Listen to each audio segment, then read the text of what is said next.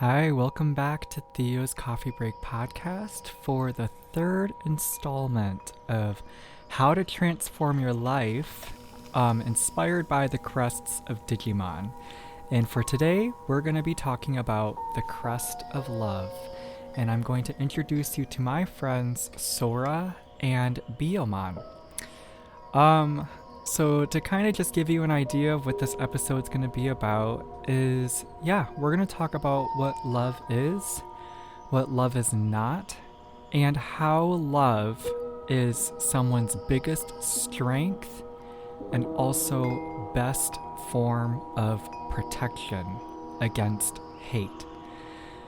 We're seeing a lot of it right now. We're seeing a lot of divide in our communities and here in America. We're seeing a lot of miscommunication. And most importantly, I feel like a lot of us are feeling betrayed at this time.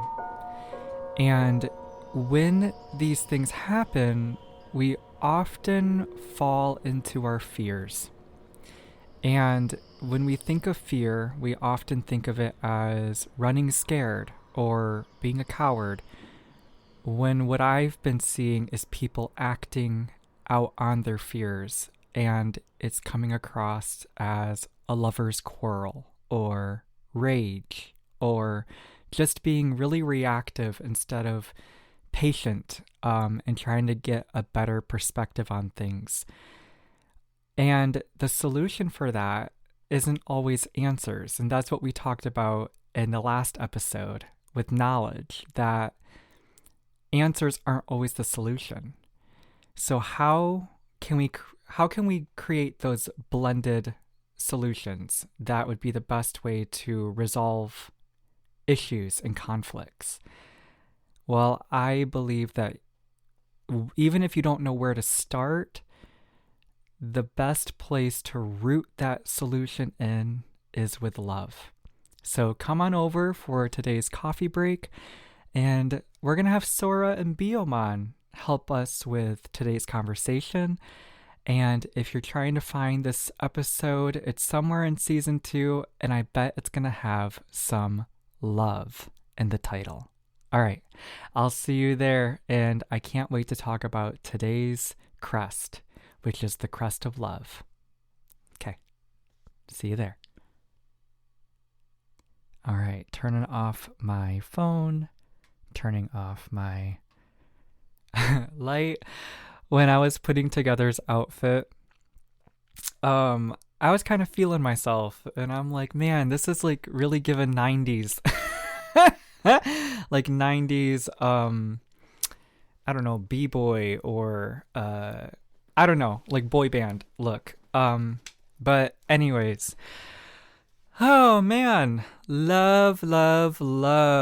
It was recently Valentine's Day, and the weirdest thing was that this Valentine's Day felt really bleak. Just from social media, from my own experiences, it wasn't really as festive, you know? And I felt like there was a lot of love missing. Sorry. Side note, like so I was by myself for Valentine's Day, and it was like a really good one. I actually like solo Valentine's Days. Like, some of my best Valentine's Days were spent solo. But I heard so much fighting outside with my neighbors. Like at 2 different instances, and I don't want to give too many specifics, but I was like, man, there's people yelling, and then you hear cars slamming and someone like burning rubber, like leaving, and I was like, man. So I'm really glad I didn't record this episode sooner, because it gave me a different perspective on what we should talk about today. So before we jump into Sora and Biyomon's introducing you to them, which they're some of my favorite characters, I want to talk about the solutions, right? Right. And just dive in a little bit deeper to the answers. Not all answers are solutions, because I think there was some confusion surrounding that, which the best way to put it is just because you have the answers to the test doesn't mean that you're really going to retain the knowledge and be able to utilize it in a way in real life that is going to be the best benefit to you and others. And so the best solutions are often found in in passion and how can we serve others. So oftentimes with new businesses or trying to create a new product or a new service, the whole point of that is to fill in the blank or offer a way to be able to fulfill the daily problem so it's no longer a problem, right? What is that daily need that we have every day that just seems to take a few extra steps or a few extra things where it just becomes an inconvenience, right? I've been rewatching Insatiable on Netflix, and one of the characters, her business idea was, I think it was called the Tampazzle. I don't want to lose too many people here, but essentially she was saying, it's for every woman that has her period, they always have that one moment of the month and they just can't seem to find the string from the tampon. So she puts a little ring at the end of it so it'd be easy to find, right? And so just going to scooch on through that. But that's kind of what I'm saying, is that the solution is often found in how can we serve others. And the best way in serving others is how can we do that with love, right? So one of the phrases that I like to say that when I used to attend church was, God is good all the time, and all the time God is good. And the biggest takeaway for me in that phrase is knowing that everyone is capable of being good. Everyone is capable of being loving. Everyone is capable of doing the right thing. But that doesn't always mean that we're going to do the right thing. And that's because we're imperfect, right? Nobody is perfect. Like Hannah Montana says, nobody's perfect. I got to work it. And something about trying again. but yeah, like that. And I don't know, it just kind of helps take the pressure off, because it's like, all right, yep, I may have not done it right this time, but it means that I can try again, right, to do it right the next time. So when I worked at Fifth Third Bank, one of the things that we always said was do it right the first time, because you won't have to worry about it later. And so I'm going to tell you a little story about an example of love that I experienced with my twin brother when we were kids. We were with my grandparents, my grandpa Vanderveen and my grandma Vanderveen. I don't know where my grandma was. I think her and my mom went someplace. So it was just my grandpa working on a puzzle upstairs in the sunroom. And I can't remember if my brother and I were watching TV underneath the kitchen table or if we were downstairs. But I remember that my brother and I were fighting, like we were arguing. And if it was about TV, it was probably because one of us wanted to watch one thing on a different channel, and then the other one of us wanted to watch something on a different channel. So we're fighting over the TV remote. You know what? That makes more sense. For all of you 90s kids or whatever, like, the TV remote was a big deal. All right. Like, if you had the remote, then you could control what we're going to watch and how loud the TV is going to be. And it was like a big deal. All right. It was always a big deal. Everybody wanted the TV remote. And then I remember my grandpa, he just slammed his fist on the table and said, "Boys, get over here right now." And we were like, "Oh my God. All right. Grandpa's mad." So like, we're really scared. And we didn't move. And then he like said, "Right now, get over here." And we're like, okay. So we went to my grandpa, and we were like, oh my gosh, we're in trouble. And essentially he said, like, well, he asked some questions like, "What are you fighting about?" And then, we were very mousy and we were very scared. And I think he said something along the lines of, he's like, "You know what? It doesn't matter." Okay. He's like, "I'm going to tell you something, and I want you to remember this for the rest of your life. And I will never forget this." He said, "You are what you say." And what he meant by that is that if what's coming out of your mouth is ugly, you're gonna look ugly. I'm gonna say that one more time. If what's coming out of your mouth sounds ugly, you look ugly. And he said to us, like, "You are two of the most beautiful boys, that I love so much. And you are, my grandchildren." And he's like, "And I don't want you to look ugly. I don't want you to sound ugly. I don't want people to look at you and think that there's something wrong with you." Okay? So he essentially said, "You are what you say." And I will never forget that. And I don't know how old we were. We were probably 5, 6, 7, 8 years old, but it didn't matter. I will never forget my grandpa saying that. One, because there was the fear of God put in us. But the other side was that as I grew older, it really applied to a lot. You are what you say. So if you tell lies, you may get away with it, but once it's found out, you will always be seen as a liar. If you tell the truth, and even though it might be hard to hear, it might be that bitter, jagged pill that just doesn't go down, but it settles easy in the tummy because it makes sense, then people will know that you tell the truth. If you have an aggressive tone to your voice, you're gonna look like an angry person. Okay? But if we can hear what you are saying, and you're saying it with clarity, you're saying it with love, you're saying it with, the intentions to help people understand, or you're trying to gain some kind of understanding, you're trying to get some clarity here.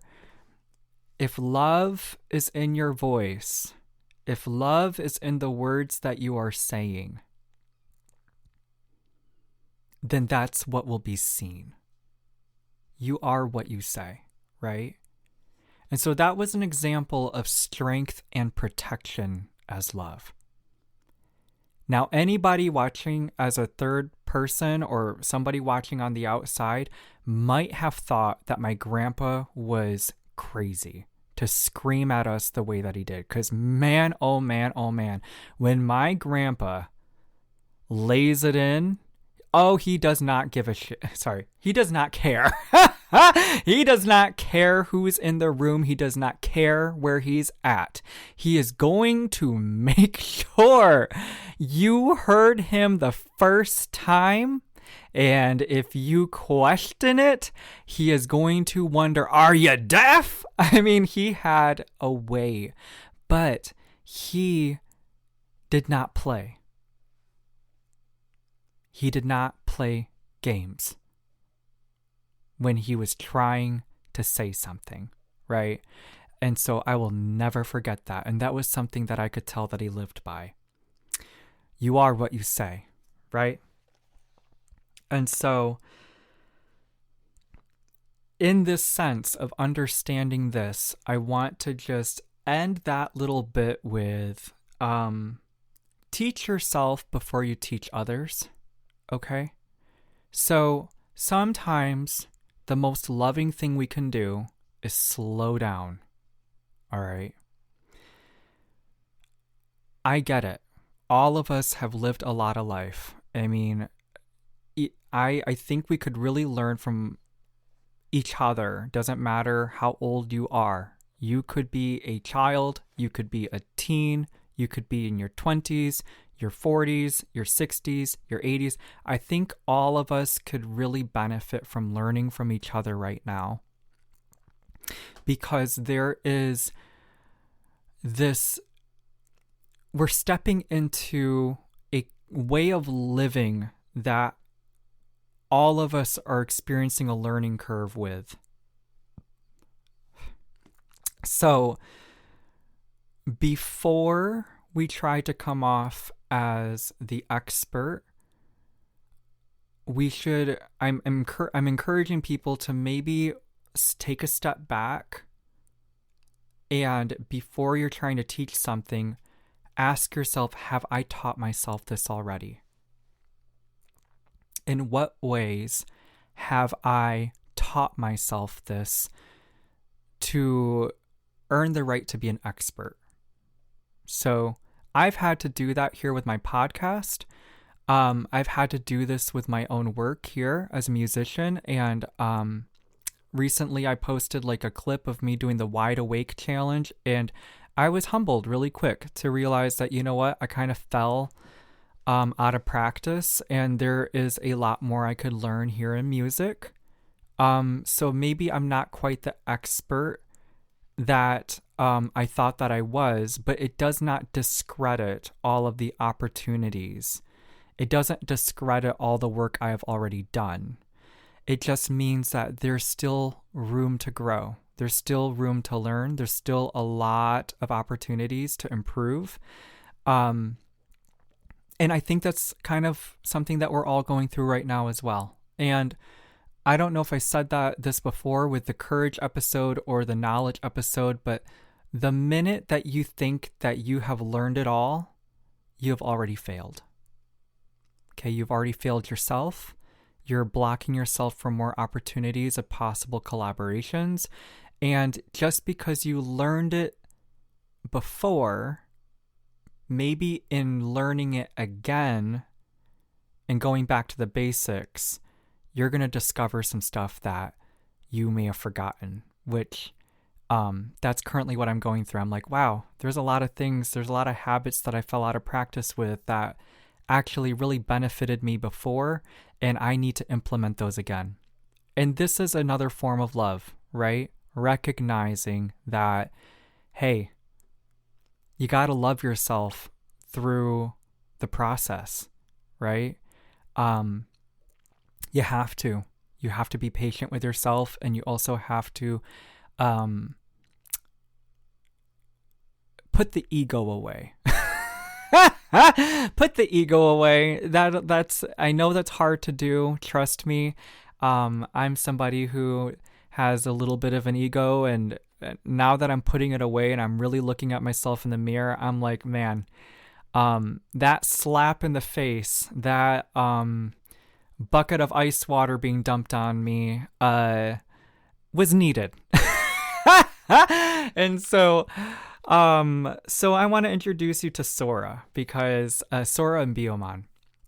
So Sora, hers is the Crest of Love. Biyomon is a bird Digimon. When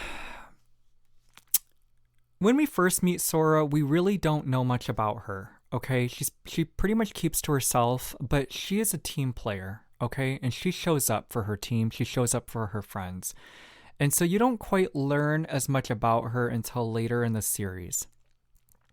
And there was a moment when she was doing a recap on the crests, explaining the crests for all of her friends, that Ty has the crest of courage, Izzy has the crest of knowledge, she has the crest of love. And I'm not going to go through the other ones because I still want those to be kind of surprises for the upcoming episodes. For those of you who haven't watched Digimon. But when she gets to hers, she gets really frustrated and quiet and then kind of runs away. And so Ty catches up with her and is like, Sora, what's going on? Like, why are you so upset? Uh, and she says to Tai, she's like, I don't know why I have the crest of love. I don't think I'm a very loving person. And Tai did not understand. He was like, Sora, what do you mean? You are so loving. You love Biyomon. You love all of us. You're really a loving person.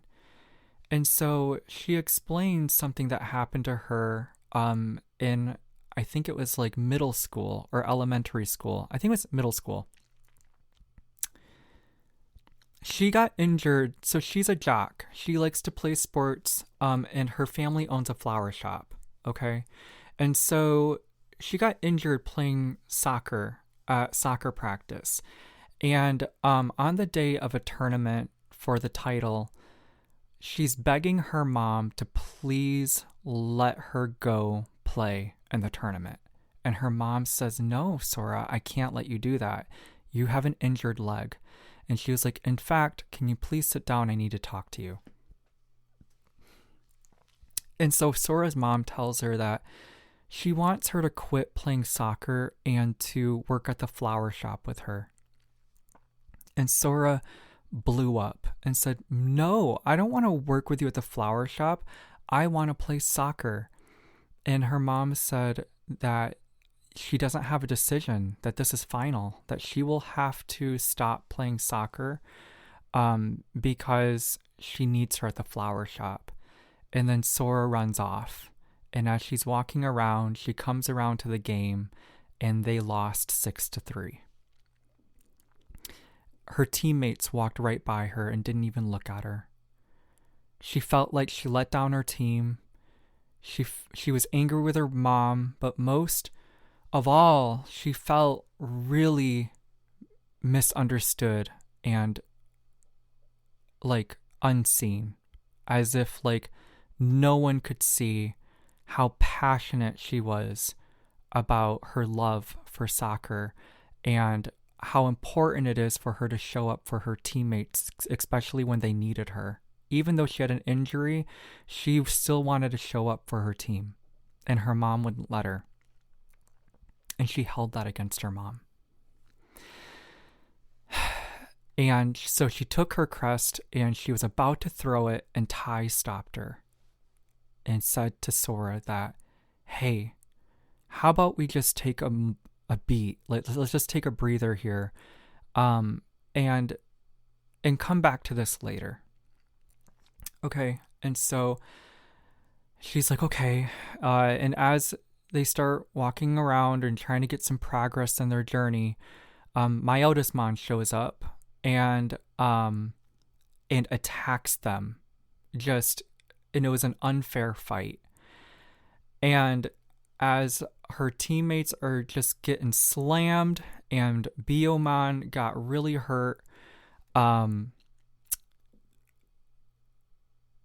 Sora didn't know what to do. She felt like she was in that same position that she was all those years ago. As if like, why does this keep happening to me? Like, why? Why? Because it hurts her heart. And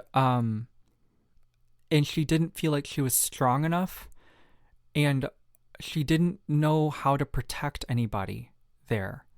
And Biyomon is begging Sora to let her back into the fight, that she has to do something, that she can't just sit by and watch all of this damage just happen. Like, everyone's laid out. And so Sora's like, no, I can't let you go, Biyomon. I won't let you get hurt. And Biyomon said, Sora, why won't you let me help? I have to do something. And Sora let her go. And so, sorry. And then that's when Biyomon digivolved to Birdramon. And right when she was about to get her final blow, Sora realized that what her mom was trying to do for her wasn't about the flower shop. She didn't want her little girl to get hurt. I know, in some kind of weird way, it all connects, and It catches you off guard, and that's what it did for me. But her mom loved Sora. It wasn't that she was bothered by Sora loving to play soccer. It was because Sora was willing to play soccer even with an injury. And so in that moment of forgiveness for the past and for misunderstanding her mom, Biyomon was able to do the ultimate digivolution to Garudamon. And then they weren't able to beat Myotismon, but Garudamon was able to get everyone to safety. And so I think here, I want to tie this back to what I was trying to say at the beginning. That the solution isn't always about answers. Sometimes the solution is a form of forgiveness and acceptance, with the intention of having the strength to find a way to protect others. Because I didn't understand the first time my Garudamon didn't just take out Myotismon, but then rewatching it now, I realized that Garudamon's intentions for the solution of getting everyone to safety was to protect everyone. That it wasn't about the fight itself. It was about recognizing that, hey, all of my teammates and my friends and their Digimon are down and are unable to fight. And so the best form or the best way to approach this fight is to retreat and get everyone to safety with the intentions of protecting everybody involved. And then coming back another day to take down Myotismon when they're better prepared.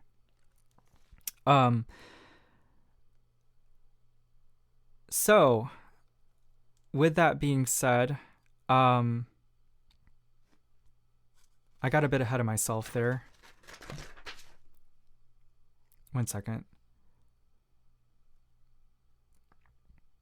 Yeah, so yes, while love is meant to protect, love is also meant to give us strength to overcome the impossible situations and unprecedented circumstances with the intentions of everybody's best self-interest. This can only happen if we choose to serve others. So our solutions should always be about how can we serve the other person?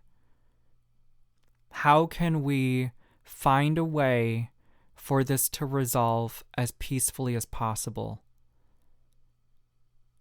Unfortunately, there will be times when it's going to be really brutal because, in that episode, everyone was down and out. And a lot of those kids were unconscious. They weren't able to stand on their feet. So it's like, how can we get everyone to safety? So just like how we must teach ourselves before we teach others, we must also love ourselves before we can love another. So since Garudamon's very essence is love, then everything Garudamon is going to do is with love. So I want to wrap this up to come back to Valentine's Day.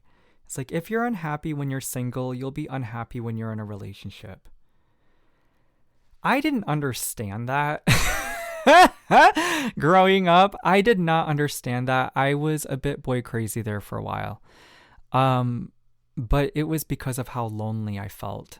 And it also, I grew up in a place that was very homophobic and was very unwilling to see that my identity and the way I love was acceptable because of, I'm gay. I'm a homosexual. So a lot of people could not look past that. And I was so focused on trying to prove a point. I was so focused on trying to prove that I deserved love, that I'm not unlovable, that I didn't see how I was hurting other people around me. And so here I am, years later, now realizing that love is not about proving a point. Love isn't about validation. Love is meant to heal. And love is always going to be the solution. I think that love is like the balm on the wound, the salve on the wound, the way that we treat wounds so we can give them time. And it's going to be messy. It's going to hurt. It might get ugly. But if love is in there, it's going to be okay. It's going to end up okay.